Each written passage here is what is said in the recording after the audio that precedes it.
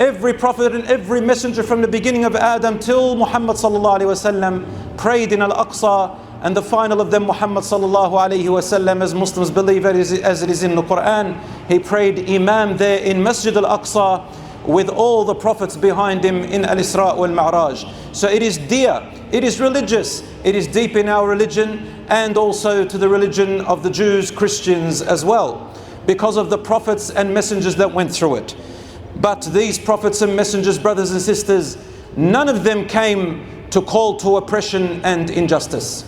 Every prophet and every messenger that walked the earth called his people and the entire nation to be just and to avoid oppression and injustice to anybody, regardless of the victim's ethnicity, religion, culture, gender, color or race.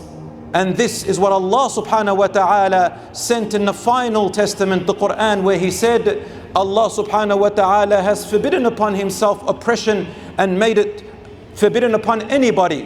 Wherever there is injustice, wherever there is oppression, no matter where it is, brothers and sisters, we all know that that cannot last.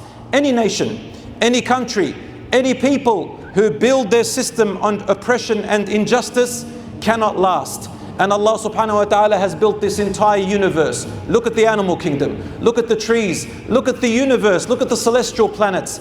Everybody, even innate inside of us, whenever we see oppression, the heart resents it automatically. This is the instinct of every human being which Allah created, and that is why Allah subhanahu wa ta'ala said, make me the pleasure of all your actions. And through that, Allah only commands justice and equality. He commands goodness unto others and to connect your family ties.